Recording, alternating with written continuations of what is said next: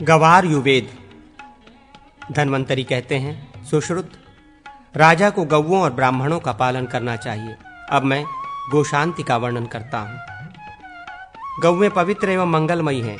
गौओं में संपूर्ण लोक प्रतिष्ठित हैं। गौओं का गोबर और मूत्र अलक्ष्मी, दरिद्रता के नाश का सर्वोत्तम साधन है। उनके शरीर को खुजलाना, सींगों को सहलाना और उनको जल पिलाना भी अलक्ष्मी का निवारण करने वाला है।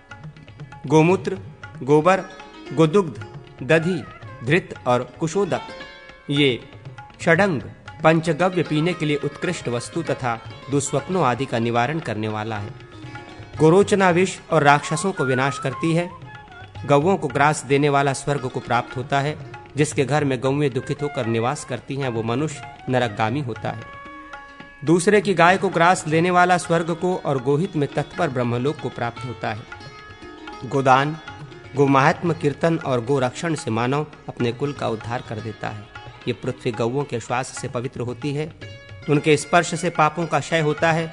एक दिन गोमूत्र, गोमय, धृत, दूध, दधि और कुश का जल एवं एक दिन उपवास चांडाल को भी शुद्ध कर देता है। पूर्व काल में देवताओं ने भी समस्त पापों के विनाश के लिए इसका अनुष्ठान किया था। इनमें से प्रत्येक वस्तु का क्रमशः 3-3 दिन भक्षण करके रहा जाए तो उसे महाशांतपन व्रत कहते हैं। ये व्रत संपूर्ण कामनाओं को सिद्ध करने वाला और समस्त पापों का विनाश करने वाला है। केवल दूध पीकर 21 दिन रहने से कृच्छातिकृच्छ व्रत होता है। इसके अनुष्ठान से श्रेष्ठ मानव संपूर्ण अभिष्ट वस्तुओं को प्राप्त कर पाप मुक्त हो स्वर्गलोक में जाते हैं। 3 दिन गरम गोमूत्र, 3 दिन गरम धृत, 3 दिन गरम दूध और 3 दिन गरम वायु पीकर रहें।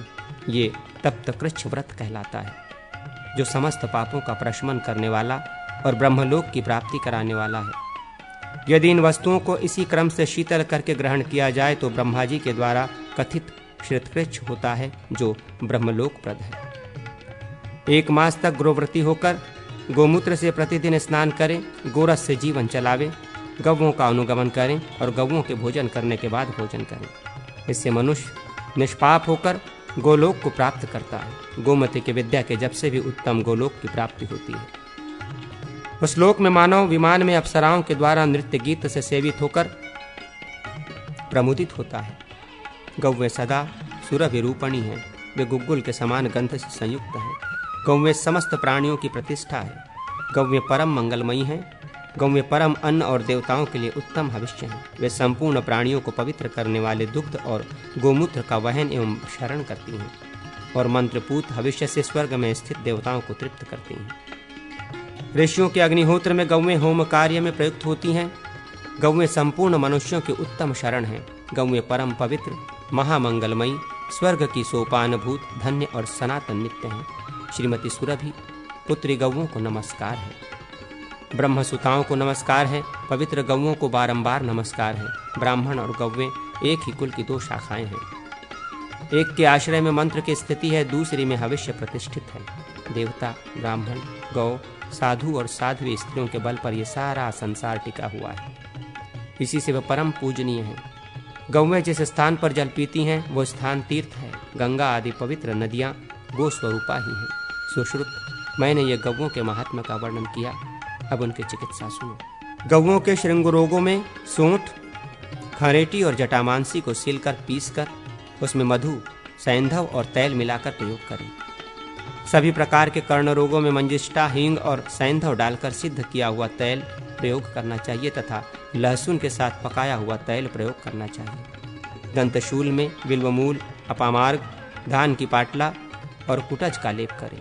वो शूलक नाशक है। दंतशूल का हरण करने वाले द्रव्यों और कूट को धृत में पकाकर देने से मुख रोगों का निवारण होता है। जिह्वा रोगों में सैंधव, लवण प्रशस्त है। गलग्रह रोग में सोंठ, हल्दी, दारू हल्दी और त्रिफला विहित है। हृदरोग, वस्ती रोग, वात रोग और क्षय रोग में गौओं को धृत मिश्रित त्रिफला का अनुपात प्रशस्त बताया गया है। अतिसार में हल्दी, दारू हल्दी और पाठा नेमुक दिलाना चाहिए। सभी प्रकार के कोष्ठगत रोगों में शाखा, पैर पुच्छादि गत रोगों में एवं कास, श्वास एवं अन्य साधारण रोगों में सोंठ, भारंगी देनी चाहिए। हड्डी आदि टूटने पर लवणयुक्त प्रियंगु का लेप करना चाहिए। तैलवात का हरण करता है। पित्त रोग में तेल में पकाई हुई मूलहटी कफ रोग में मधु सहित त्रिकटु, सूंठ, मिर्च और पीपल तथा रक्त विकार में मजबूत नखों का भस्म हितकर है। भक्षत में तैल एवं धृत में पकाया हुआ हरताल दे, उड़द, तिल, गेहूं, दुग्ध, जल और धृत, इनका लवण युक्त पिंड गोवत्सों के लिए पुष्टिप्रद है। विषाणी बल प्रदान करने वाली है। ग्रह बाधा के विनाश के लिए धूप का प्रयोग करना चाहिए। देवदारू, वचा, जटामासी, गुग्गुल, हिंगू और सरसप, इनकी धूप गव्वों के ग्रह जनित रोगों का नाश करने में हितकर है। इस धूप से धूपित करके गव्वों के गले में घंटा बांधना चाहिए। असगंध और तिलों के साथ नवनीत का भक्षण कराने से गौ दुग्धवती हो जाती है। जो वृक्ष घर में मदोन्मत्त हो जाता है उसके लिए हिंगू परम रसायन है। पंचमी तिथि को सदा शांति के निमित्त गोमय पर भगवान लक्ष्मी नारायण का पूजन करें, यह अपरा शांति कही गई है। आश्विन के शुक्ल पक्ष की पूर्णिमा को श्रीहरि का पूजन करें। श्री विष्णु, रुद्र, ब्रह्मा, सूर्य, अग्नि और लक्ष्मी का धृत से पूजन करें। दही भली भांति खाकर गो पूजन करके अग्नि की प्रदक्षिणा करें। ग्रह के बहिर्भाग में गीत और वाद्य की ध्वनि के साथ वृषभ युद्ध का आयोजन करें। गवों को लवण और ब्राह्मणों को दक्षिणा दें।